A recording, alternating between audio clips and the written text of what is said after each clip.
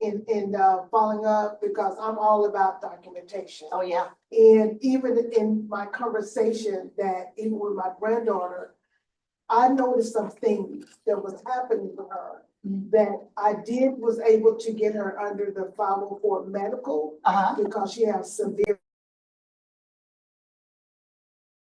So we got that all set up, and I mean, I went through, but it's good because it was affecting her attendance, her being absent a lot.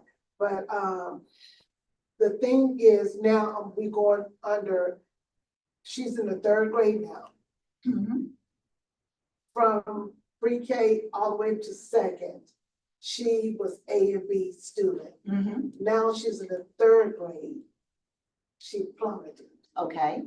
And I noticed that some things was going on with her learning that I kept saying, what is going on? What is going on? One of the grades now have dropped. Right.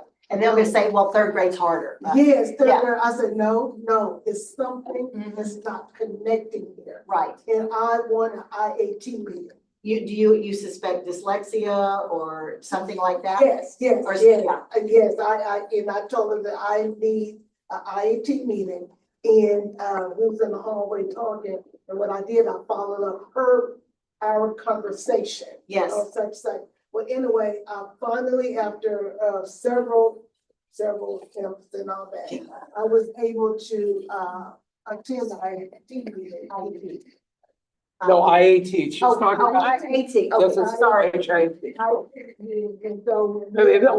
Let's. You assisted. That's an intervention assistance team. Yeah. That's what an IAT is, and that's a conduit for to determine testing in the Houston Independent School District.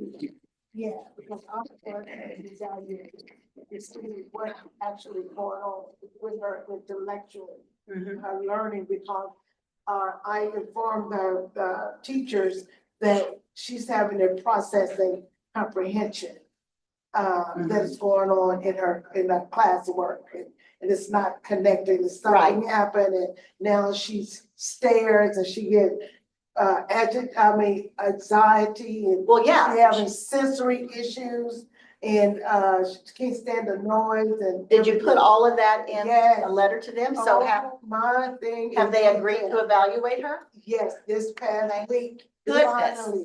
Finally, yes. And so now I'm waiting for what they told me 45 days. 45 days. I'll count down. 45 days, you get that evaluation. School days. 45 school days, and you've got probably Thanksgiving in there, and who knows I'm what. glad that you said that when you said four. I said, yeah, four. Did you say school days? I was like, oh, okay, that's the difference, you know. Yes, ma'am. And I will make sure that we ask for the evaluation. Or a copy of the report, yes. According to that. You better watchdog them, make sure that you bird dog, make sure you watch the time on that. Okay. Put it on your calendar. Yeah, Oh, and then find somebody, or you can probably read it, you're an educator, you know what all that means, but if not, find one of us or find somebody to help you go through that, or they'll probably go over it with you. But I like to make sure that going over the IEP, going over the evaluation is a separate meeting from putting a plan into place, because if the first time you're finding out that your daughter, your granddaughter might be on the spectrum, that's an emotional thing. Yeah. You can't then sit there and put a plan together with the school. You need to take time to process that and go through it. So just, don't be rushed. Yeah, you can just say, thank you for this information. Yes. In the next week or so, and then we'll meet back or whatever, but not let them rush you into saying, oh, just do what we told you to do, the evaluation said to do that. So you have a right to be saying, I heard you, I'm over this, I'll have another meeting. We can take that. So plays a part in that role, because I know my daughter, she's so,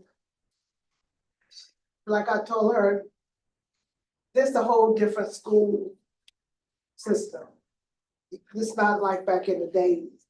And so she Yeah. having a lot of difficulty. She might want to consider an advocate. That's what we do. That's what Robin does. Oh, okay. Sandra does it. Okay, okay. We So usually we are, can contact. yes, we one are, of you all. that's true. Yeah. Well, I So, appreciate that yes, because I ma'am. probably need that, moving forward. You know what? Do that. I am an advocate, and when I was going for my grandkids, I took another advocate. Because when it's your kid or your grandkid, ooh, girl, It's all different. I said bad things. I had to get up and leave, so I'm glad I had that other lady. It's like, ooh, I think I pointed my finger and said, I'm gonna be reporting you to the Texas Education Aid. Yeah, if this is in this little tiny town up in central Texas, out in the sticks, and there's like this little cafe bar kind of thing. I had to spend the whole art time over there. At the bar. A bar. No, And one thing that I do want to emphasize, you need to document on top of documenting. Now, if your daughter or your granddaughter has been absent a lot, you need to make sure you have every excuse from her doctor. Then you want to go in and document why she's having those issues. right. If it was caused from the stress, something from the school, whatever. Right. And Okay. that's so important because that tardiness and even with being late and being absent, those things can turn into a discipline issue where Mhm. she is going to court for What we call so- DEAP, the prison for. Well, no, they'll take the parents to court. They'll take the parents to truancy court. truancy. Yes, Yes. ma'am. So, yes, you want to make sure that you are properly documenting that. I And would, then in addition to that, you want to have a progress report. You do your own progress report Yep. on yes, you develop a progress report. And in that progress report, yes, you're going to have every documentation of Mhm. what your child's strengths are and what their weaknesses are. yes, ma'am. And Strengths and weaknesses. yes, and then when you talk to that teacher, you are going to identify what it is that your child needs assistance with. Yes, so you're gonna develop your own plan. Yes, and then ask her, yes, how will this be implemented? How will you be She is. addressing her needs and all of that, but you develop that, okay, before you get to the special ed, because you are the best advocate for your child. You know more about your child than the teacher, and you emphasize that when you meet with your child's teacher. So there is no misunderstanding. I'm here, I want to support this school.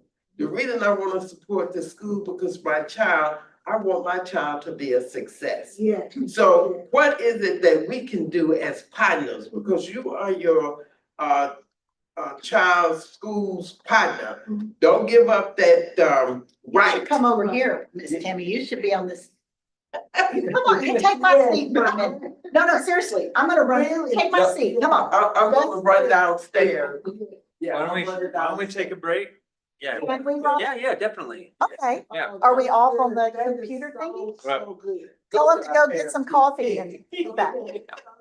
Yeah. Go get some coffee and or a little bite of lunch and we'll be back in about 15 minutes.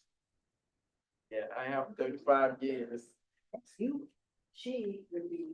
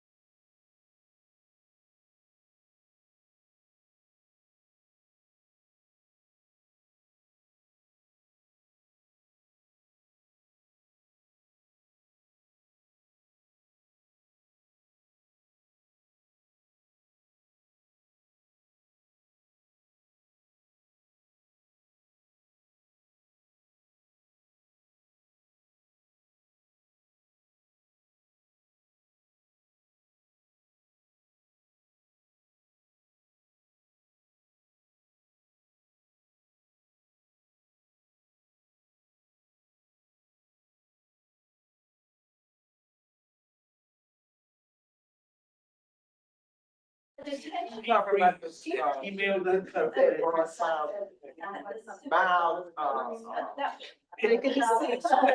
Yeah. Oh, we're gonna go, they'll find that, we gotta make a decision to go forward. Well, I'm wondering, does it make sense, even though it might fall out? I don't know if we're. No, yeah. let's do the, Okay. So making it. and, you know, if we, This is the what- panel will be.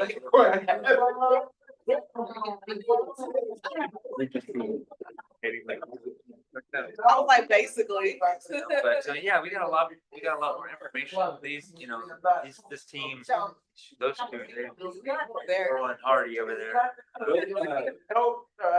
They're a dynamic duo, so I guess if they can get out early, we can tell them they can just grab their lunch and let you. All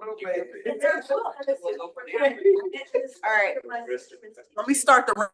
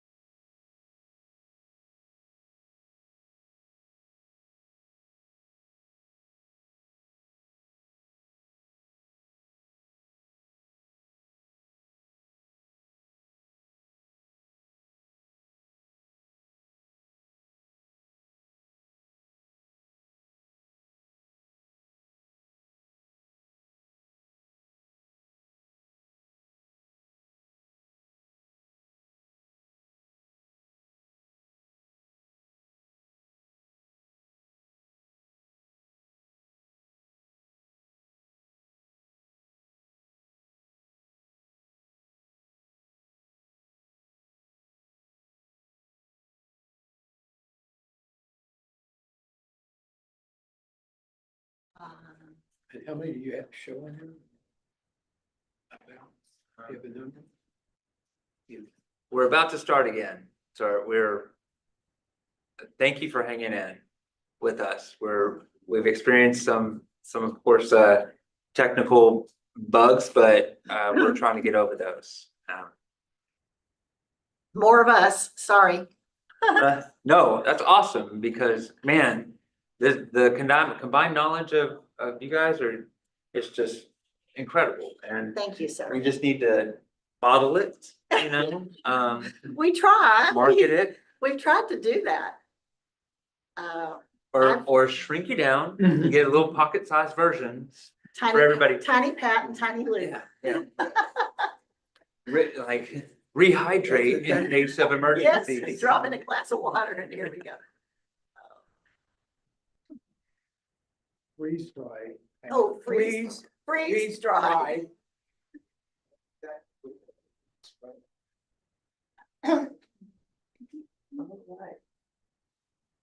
I'm gonna get my little.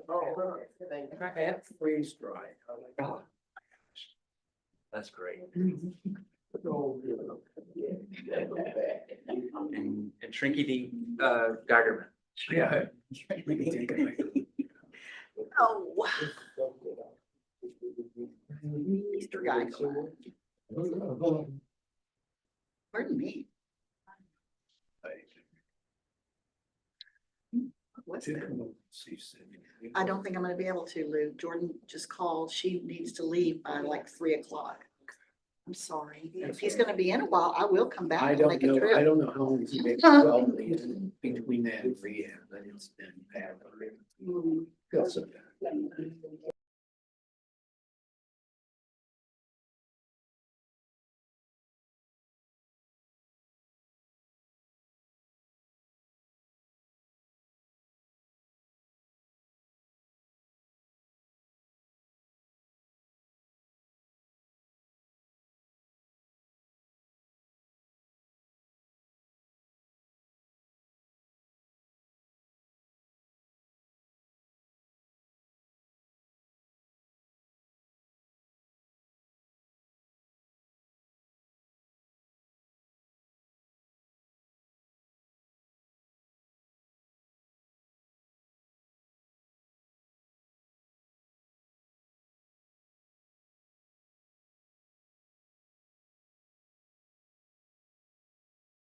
Yeah, we can do this. Oh, yeah, these We are ought great to- examples. We ought to talk though about when they did the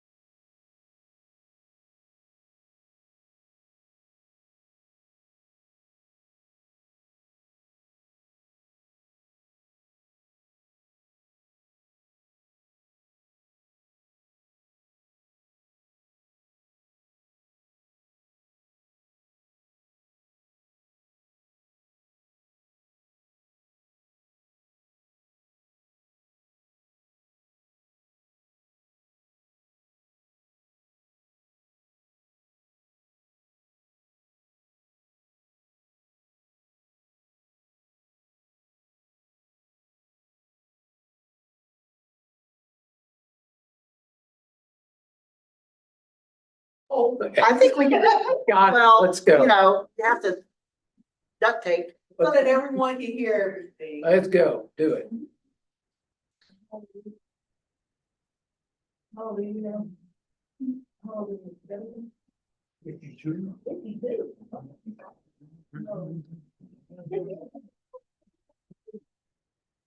Wait for that camera to start. There we go. Okay. Ding, ding. Okay, we're back. And again, thank you for hanging in there with us. We are going to cover some the topics of behavior and discipline under each law, the IDEA and 504. They handle them similarly, but The same but different. the same but different. Oh, we're very profound. So, you know, both IDEA and 504 include provisions for how to specifically handle behavior and discipline. And as with 504 and IDEA, accommodations can be put in place for your student to help manage their behavior. And we keep going back on the idea that this is an individualized approach. So Pat. Yeah. How do you get pulled into helping somebody with a discipline issue? Okay, well, sometimes parents get a call and they say, it's like, you know, it's your worst nightmare. Come get your kid, they're being suspended. At that point, usually they call Lou. So then Lou calls me.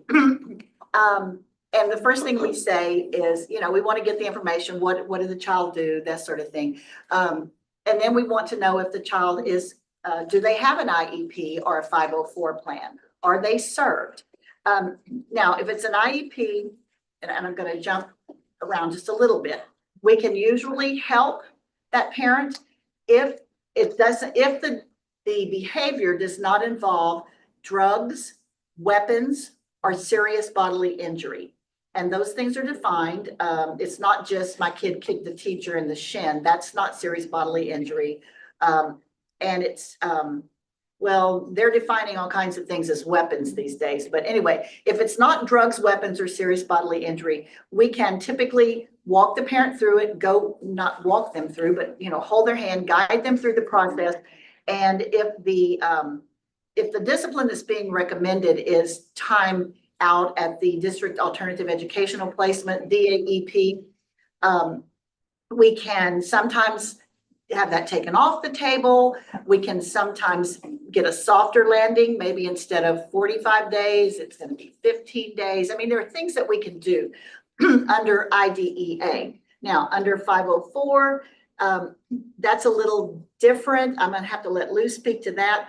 But I will just say, if your child doesn't have any known or documented disabilities, but they have had a series of behaviors, then that can, you know, then maybe they should have already been identified and the school didn't child find like they were supposed to.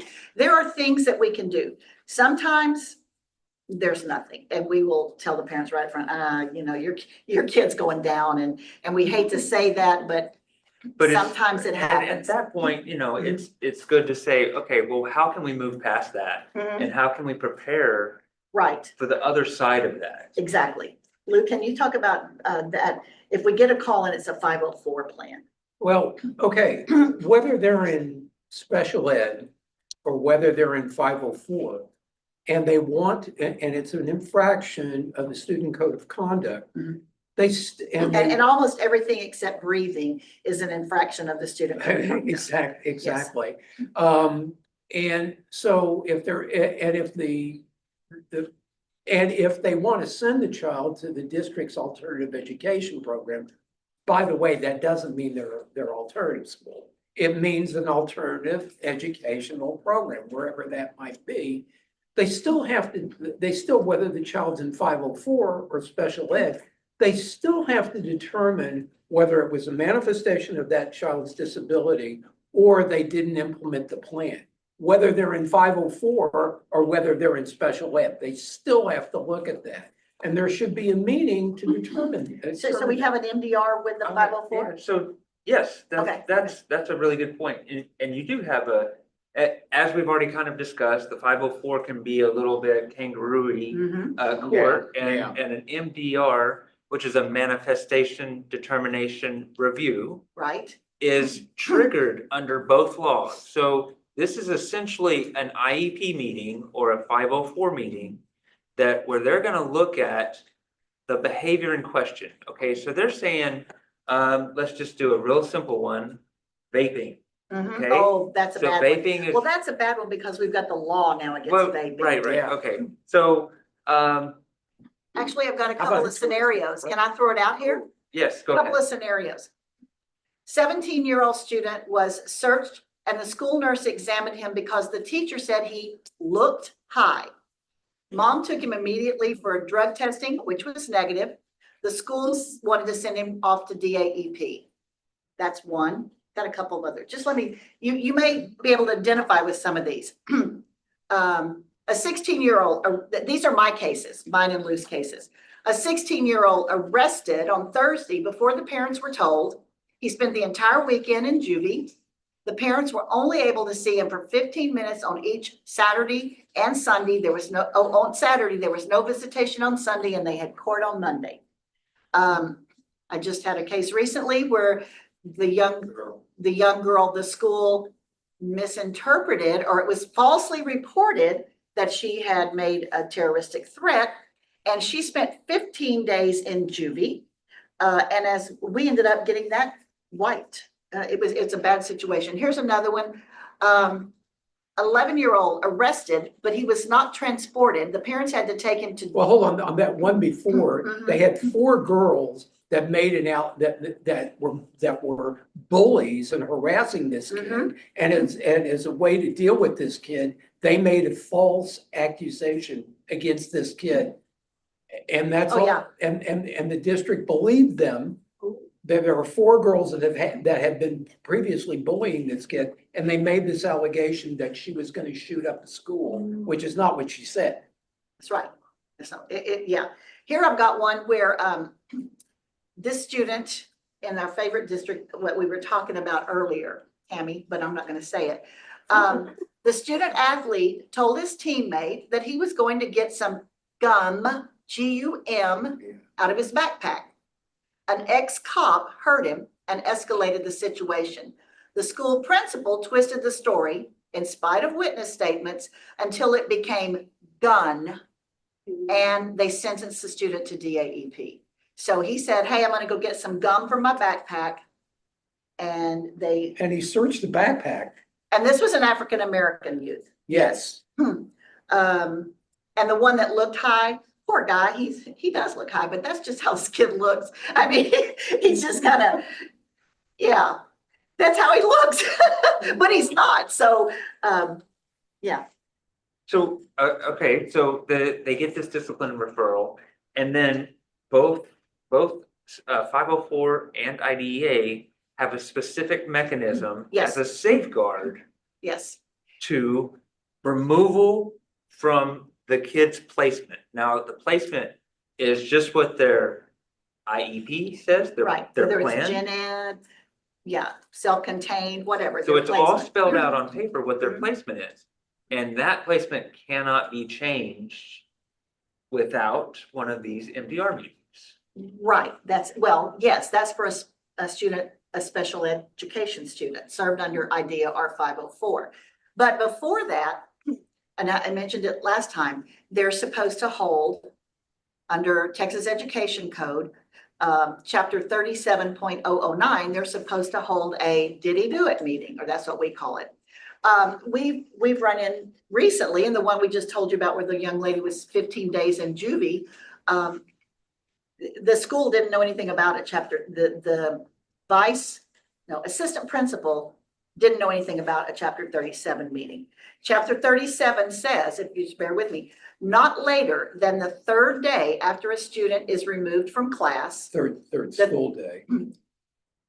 3rd school day after the incident, the school must schedule a conference to be attended by the principal or other appropriate administrator, usually it's the assistant principal, the parent or guardian, the teacher, if there's a teacher that removed the student from her class, and the student. After the conference, the principal or the assistant principal must order the proper placement of the student for a period consistent with the guidelines in the code of conduct. The principal should send a copy of the placement order to the students and the parents, and you can appeal this decision. There are some things they have to consider in the Chapter 37 meeting. They have to consider intent. They have to consider what else? Self-defense, Intent or lack of intent. Yes, self-defense. student's disciplinary history. Yes. And it's in this case, the one with the young lady, perfect, never been in trouble her entire life. Never had a write-up for anything. Perfect disciplinary history. The child is homeless. Oh, If the child is homeless, if the child has a disability, And they had a disability that would cloud their judgment that for the maladaptive behavior. But we're still in That- chapter 37. That, no. They still have to consider that thing. Yes, they do. So a lot of time, if they held these chapter 37 meetings, the did he do it?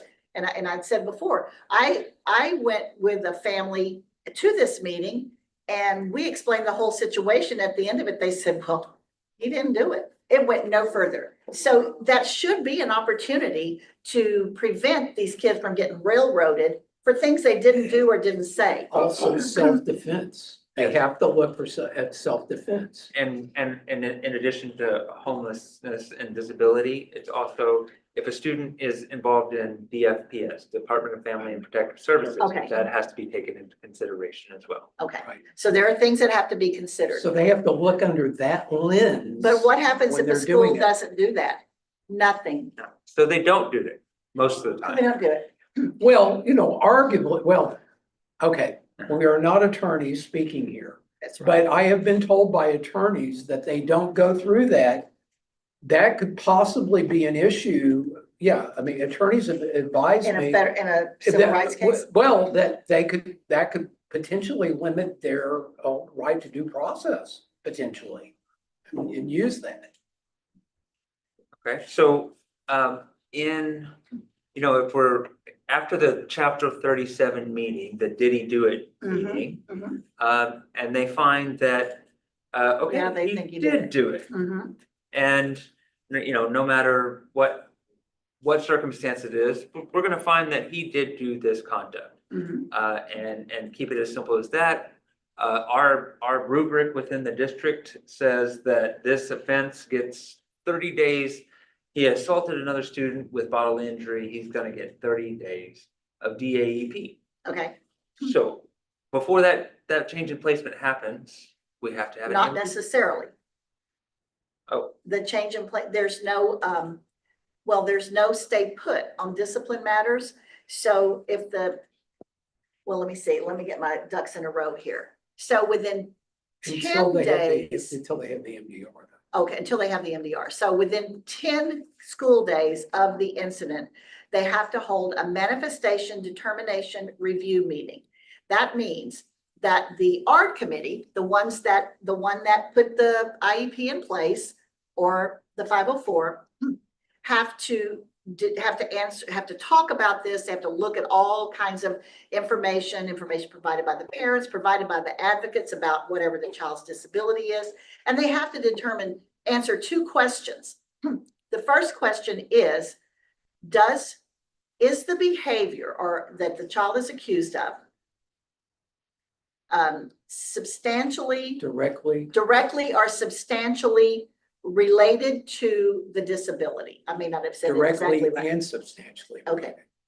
And the second question is the behavior due to the district's failure to implement the IEP or the 504 plan? And sometimes they say, yes, that's the case.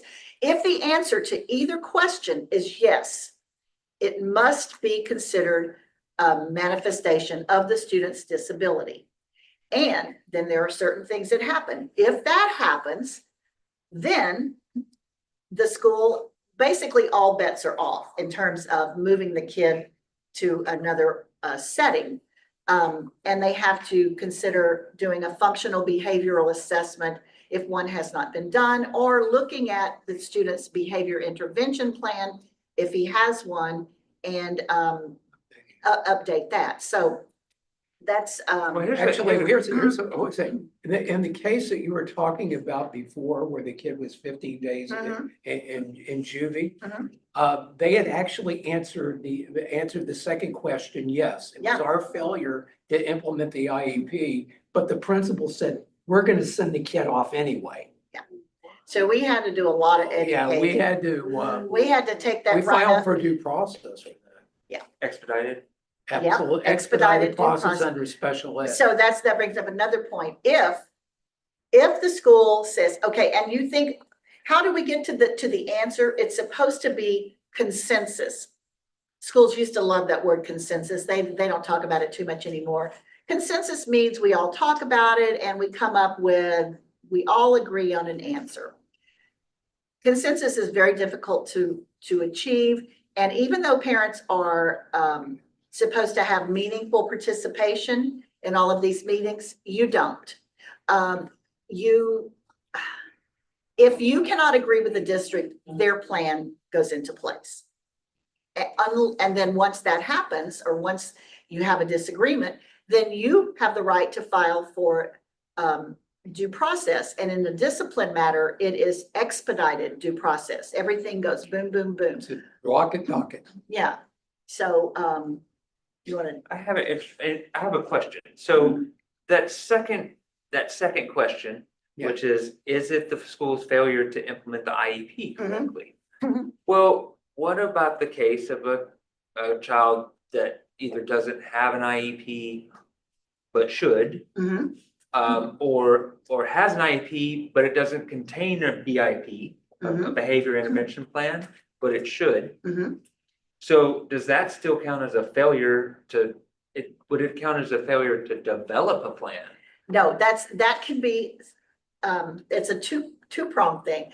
And so sometimes we file an expedited due process and a separate suit that is either child find or inappropriate IEP, because the expedited due process really only deals with The two questions. the two questions. And Again, was it a manifestation or was it the failure to implement the program?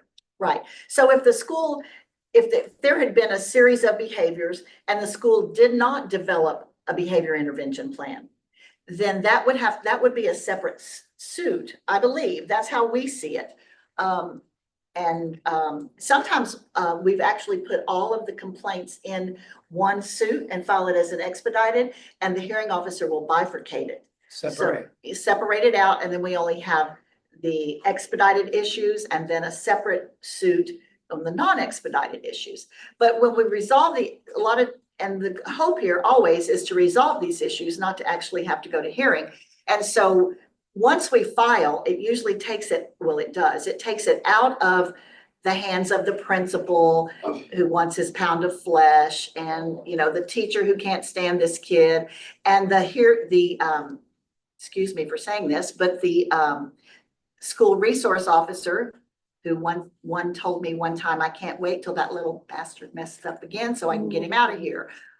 So it takes it out of their hands and it goes up to the SPED director or the district's outside counsel, who looks at it from a different viewpoint, and we can hopefully resolve the matter. Well, see, what we find schools doing a lot is we find them bringing in the school resource officer on behaviors that should be handled by the school. And once they bring them in with the school resource officer, and then they refer it back, for charges with the DA, they're basically offloading something that they should be handling and putting the kid through the system. That's the school to prison pipeline. And that's what the Hunt May Brown organization foundation is trying to stop. That's what we're trying to do too, is to break that cycle.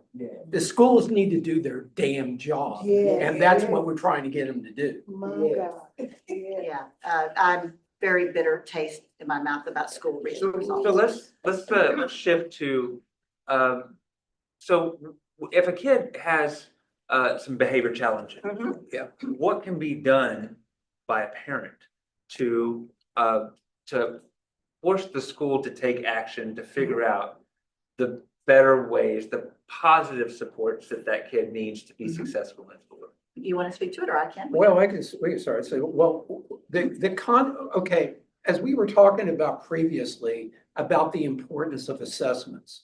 Everything should be data driven. Well, there's a way to determine data in behavior. And what's the conduit to that? It's a functional behavioral assessment. What is that?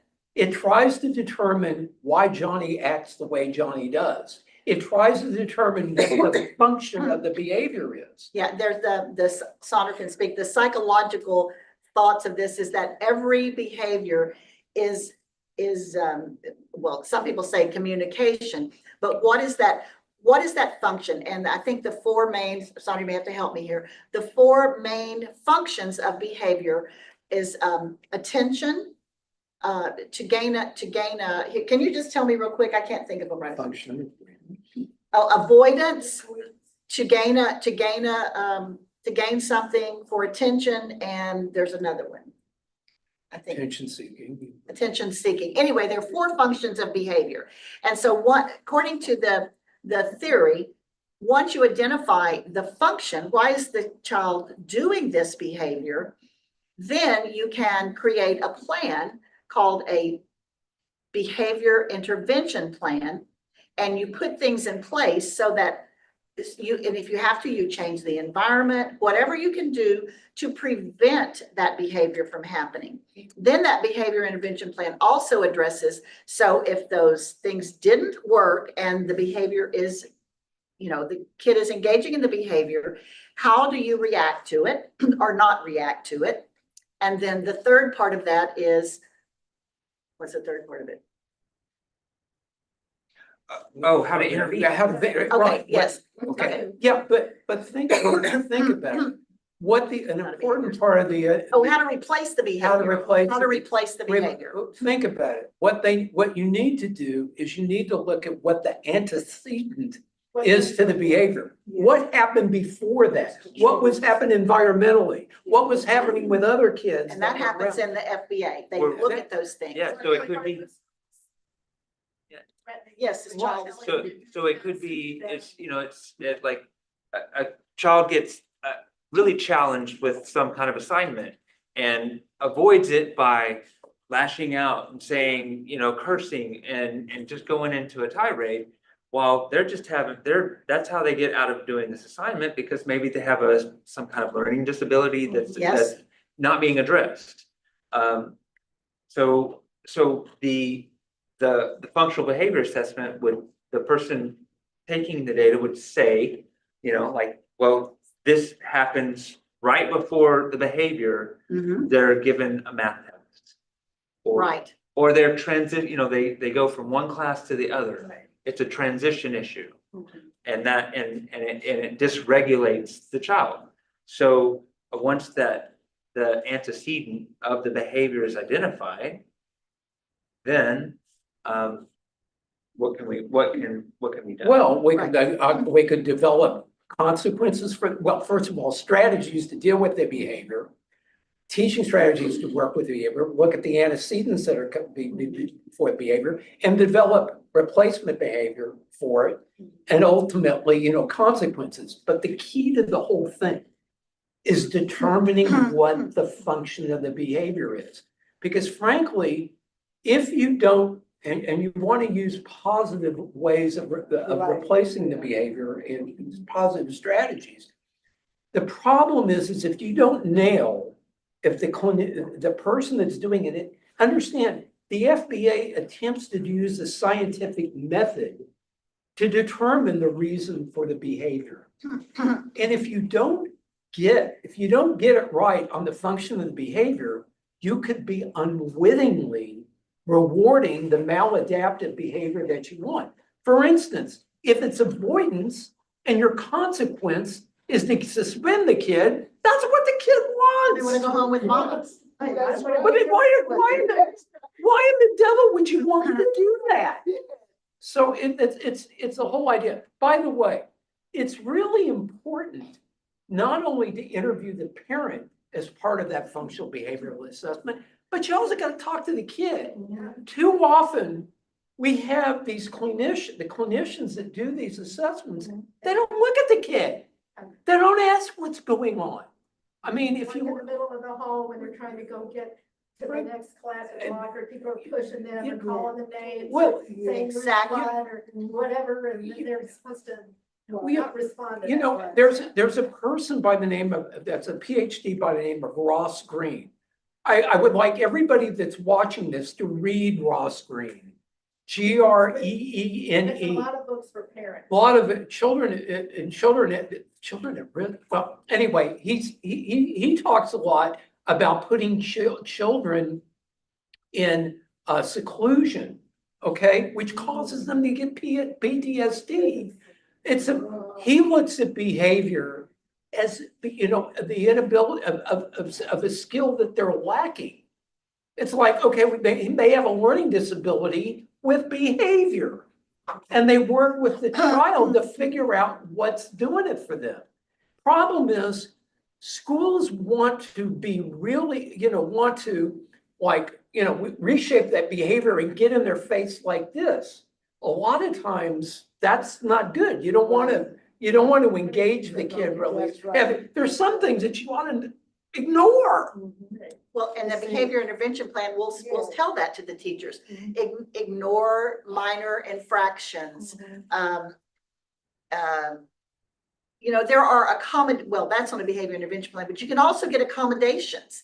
Things that we should do to prevent this child from, Like a kid should get out of class like 3 minutes before the other one, so they don't bully them in the hall Right, or right. whatever. Or a space to calm down. Yes. They can show a Self-regulation. signal to the teacher, and Right. then they're allowed to leave and go to their safe space. exactly. I'm looking And they for can just turn a, up a card in their school, like you're sitting at your desk, right?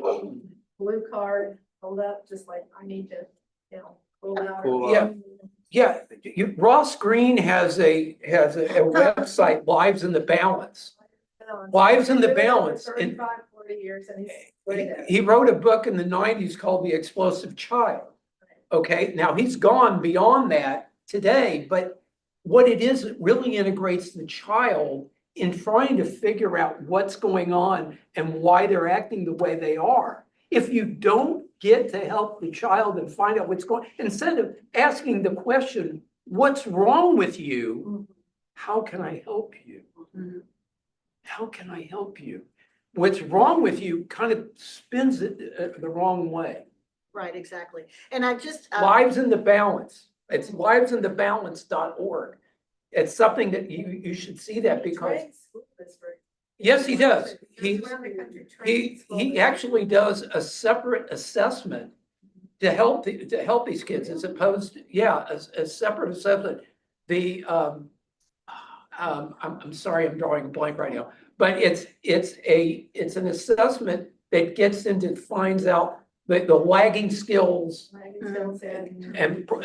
and behavior. And it brings everybody together to figure out where those lagging skills are in behavior. He looks at negative behavior as the fever, but it's not bottom line issue that's causing the issue. That The makes fever is what that's right. It's a symptom of what's going on. and Exactly. I found the function, if I can back up for just a minute, the functional behavioral assessment, the FBA, it's conducted to determine the function or the reason that behaviors occur. And behaviors are often viewed as communication and typically serve one or more of the following purposes: to escape or avoid a non-preferred situation. And that non-preferred situation could be math, it could be recess, it could be changing from within the classroom, changing from one activity from a preferred activity to a non-preferred activity. It can, boys, It can be access Yes, ma'am. to a preferred situation. And that's a tangible function. It can be to gain some form of attention, either positive or negative, from another person. That's the attention function. And then to assess or to get a sensation. Some kids, you know, they do things to, I don't know, how would that? Self-stemming. Self-stemming, yes, that would be the behavior. So those are the things that a functional behavioral assessment looks at. And it requires observation of the child and a lot of research. And then in the school setting, you target the most, the behaviors that are contributing to the most issues. You can't target like 5,000 behaviors, but Yeah, the ones that's being, keeping the student unsafe or other Right. students unsafe or taking away from the educational environment. right, in this particular case, I'm looking, the targeted behaviors were physical aggression. This kid, you know, pushes, scratches, kicks, that sort of thing. Verbal and nonverbal aggression. This kid says some derogatory things, curse words, and then elopement. And schools call anytime the kid is out of his seat or out of his area or out of the school or across the street in a neighborhood, it's called elopement. Yes, did you want to say something? Oh, I wanted to talk a bit about Ross Green for a minute, because the checklist that he had was called the assessment of lagging skills and unsolved problems. They call the ALSA. And basically he looks at things like, oh, well, okay, so the kid's having difficulty maintaining focus. These are the lagging skills. Difficulty handling transitions from shifting from one mindset to another. Difficulty in persisting or challenging or tedious task, or difficulty seeing gray, concrete, literal black and white thinking. Unsolved problems might be, let's see, are there specific tasks the student is having difficulty completing or getting started on? Or are there classmates that the student's having difficulty with, along with specific conditions? I mean, we need to again, I can't underemphasize the importance of integrating the child to figure out what is going on, to help them cope with those situations and not do this and get in their face. Because I think too often, I think it gets too simplistic when we do FBAs. We need to integrate that child and also input from the parents as well that know the child better. That's than very anybody. important. So this FBA that I'm looking at, they after they identified these behaviors, then this evaluator went on to make proactive strategies. And I'll just read you a couple. Review the classroom rules and behavior expectations early in the morning and periodically throughout the day. Reserve the highly preferred items and activities for meeting behavioral expectations. Provide the student choices as often as possible throughout the day. And then they went on, quite a few, and then they have reactive strategies. Inappropriate statements and minor behaviors indicating frustration should not result in direct attention if possible. Survey the room for potentially harmful items and have support staff move the items out of the way if the student is engaging in these behaviors. And then consequences. What can we do? Restitution of the environment, have the child clean up the mess they made. Response cost. And then sometimes they will take away things that students have earned. I'm against that. I think if they've earned it, they've earned it, but you have to, maybe you can't earn any more for today or whatever. And then return to and complete the missed work. Restorative practice. Restorative practices. And, oh, bye Gladys. Yeah. So that's, so then once we have this information, then they create a behavior intervention plan that puts this all out very clearly for the teacher of what she's supposed to do in any of these situations, in the before, in the during, and in the after. Okay, I want to go back on something. Okay, when they're going through the I want to digress, when they're going through the process in the MDR, I don't know how many kids get, the district has made the allegation that they made a terroristic threat. That's the new one, That's terroristic. terroristic, and I'm seeing that across my desk like a lot, and we're dealing with that a lot. Please tell your kids, even if they do this, hand signal, That's right. that's a terrorist, if I Oh, say. That's a loaded finger. That's gun. That's a loaded finger. I had one, they were talking about playing Fortnite in the cafeteria, and this was overheard of just like, wouldn't he said something about, wouldn't it be cool to have something in Fortnite that we could do in real life or something, and Oh, there you kids go. weren't even talking to, they overheard him and they reported him, and Well, yeah, okay, so let's assume they hear the magic word, like, what would be great if we had a gun for Blow them, it up, blow it up or whatever. gun, Okay, kill you. what they have to do, when they've made that allegation, they have to do a threat assessment. Does the individual have the capacity to carry this out? what was their intent? What was their But you know intent? what? Law enforcement doesn't have to consider that. Right. The school calls and says this kid made a terroristic threat, and law enforcement is there and they're cuffing the kid and perp walking him. Well, okay, but the school does. The school is required to do that if they're implementing their discipline, But not before they call the cops. not before And they. once the kid's out of there, what difference is, I mean, In Yes, ma'am. KISD, I just did my bid, I'll be sending you guys that. It was featured in the Houston Defender just, yesterday in, reference to, terroristic threat. And, also, Kim R. not accepted. I love Kim Ogg. I'm gonna tell you, Galveston County, no. Brazoria County, no. Kim Ogg gets it. She said, don't bring these cases to me. I am not dealing with these issues that need to be dealt with in the school. Thank you, Kim Ogg. Yeah, so the thing is that the school has a requirement to do a terrorist, to determine, a threat assessment. All right. It's very, but they have to find out, does the kid have guns? Does the kid have guns that he has access to? Are there guns in the Are home? there guns in the home? That kind of thing, okay? But what they have to do, there was a in the 23 session of the Texas legislature, a bill was passed. They have to include the parents as part of that threat assessment. Mhm. That is a crucial thing.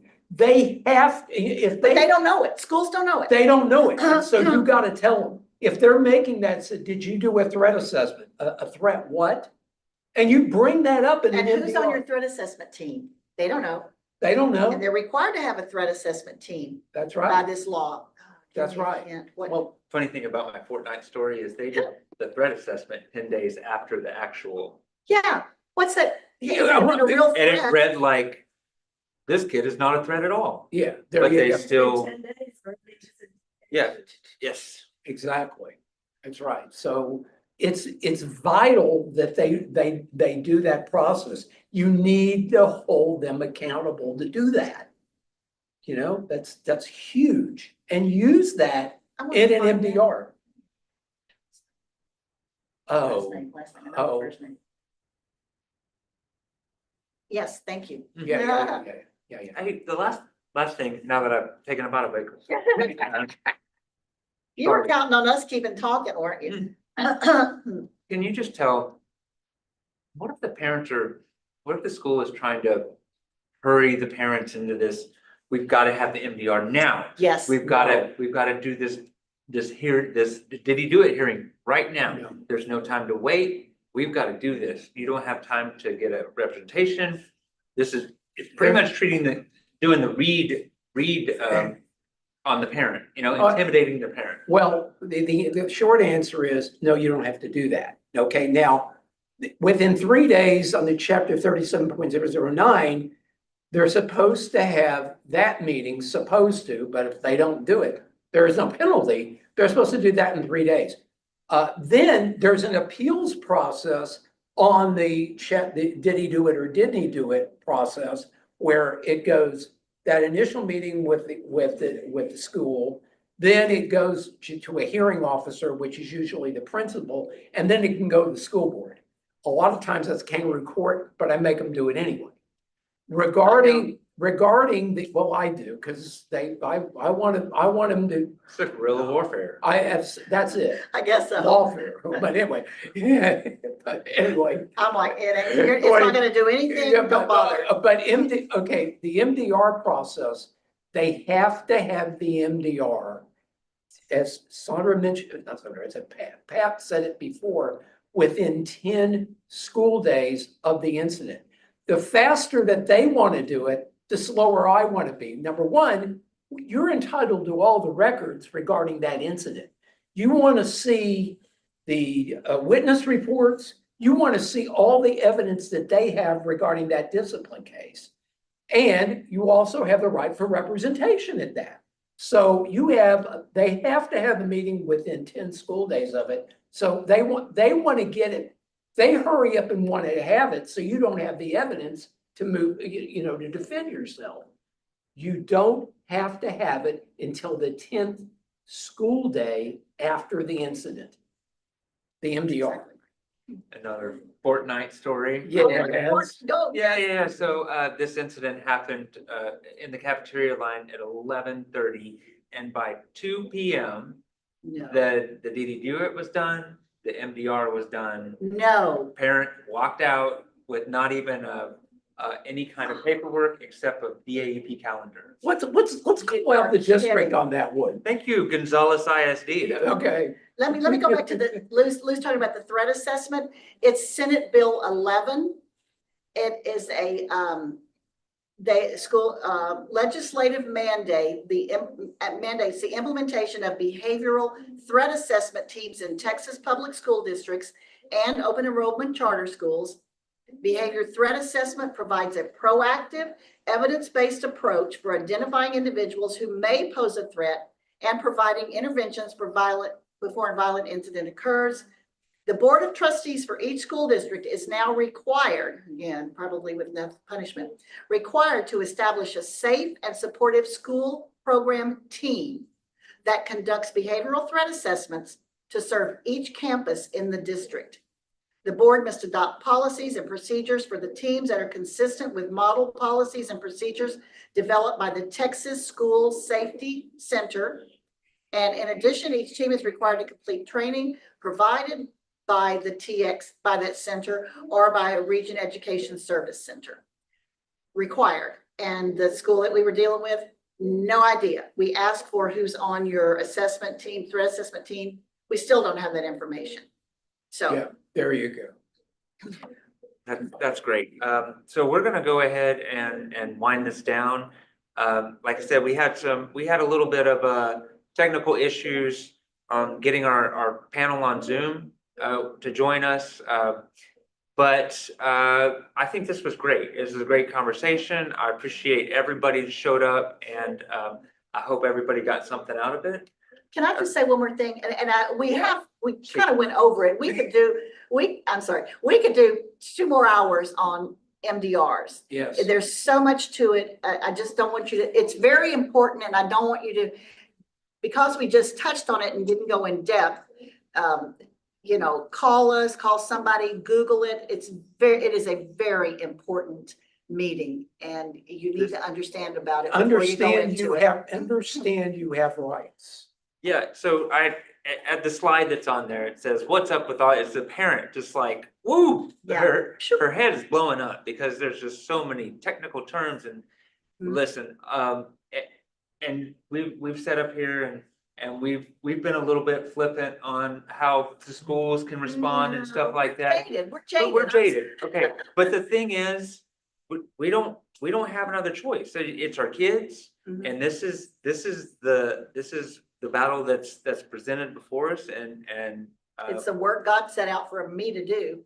yes, and like perseverance and keeping, it is as long as your kid is in school from pre-K to the day that they graduate, it can be a battle Not even That- pre-K, from before that. early intervention. ECI, I have a early two-year-old interve- granddaughter yeah, in so early intervention. It's just it's a fight, and so as a parent, you really have to It's a prepare yourself. marathon. It's a marathon, not a sprint. Oh, yeah. You want to come up? Sure. Yeah, come on up, girl. Okay. Yeah, and Oh, yeah. And so, okay, and so this is our first attempt at this, at getting this training out there, and we're gonna work on it and tweak it, obviously, and by the next time we do it, it's gonna be perfection. Or ask I them know to it. send you comments, so Yeah. things we can do better. But I do want to take the time to really thank our sponsor, HEB, like they stepped up big time in their community investment program by becoming our title sponsor. And we're really excited with some of the things that we're going to be able to do with the funds. And I do want to also give a big appreciation to our friend Dora Olivio, who, she cares so much about the kids in this area, and always has. She's been fighting for many, many decades, this fight in the legislature, and now as a justice of peace. in I Fort Bend remember County. when she was in the legislature. She was. So, noted to- We love you. Thank you so much. Thank you. Thank you, Dora. Oh, I thought we were thanking her. Thank you. Yes, and our partners. So, we all have our private advocacy businesses. Yes, we do. But I'm the executive director of the Texas Organization of Parents, Attorneys, and Advocates. I also am the board chair of Don't Diss My Abilities. And I'm a licensed social worker, and this is what I do. So thank you, TOPA. Thank you, Don't Diss My Abilities. Big thank you to the Honey Brown Hope Foundation. Man, I'm so glad that I met Yes, you. Me too. Like you're just an amazing person, and Oh, yeah. and I'm very fortunate to know this woman. And Disability Rights Texas, we talked about you being our partner to help us get this space, but also, like Lou had talked about it before. Hey, they helped crack that case about the cap on special Oh, education. absolutely. Back, Yeah. 8.5%. They work hard for the rights of Texans with disabilities, and the work that they do is just absolutely amazing. Amazing. And I just would like to add, Robert, it was a pleasure working with you. The hard work that you have put into making sure that parents know their rights and have resources. This is one thing to go to the hospital and come out with a baby. It's a totally different thing to have a book on how to take care of your child, and advocate on how to take care of your child. And the thing that I emphasize is that most people have a disability. Your disability may be a math deficit, it may be reading, it may be physical, it may be comprehension skills. It's a wide range. Even people that wear glasses. It's so many disabilities that people don't even think about, hidden disabilities. And if we start acknowledging, number one, as you said, our abilities. We all have abilities, just like we all have disabilities. And we look forward to you doing this and advocating for our people, children who are vulnerable and don't have this kind of, well, they do have it, they just don't know about it. So the more that we all do this, the Yeah. more that the word will get out. Thank you. Thank you. You bet. All right. All right. Thank you for listening to See it. you next time. Bye. Which part of town are y'all in? Missouri. In those cities.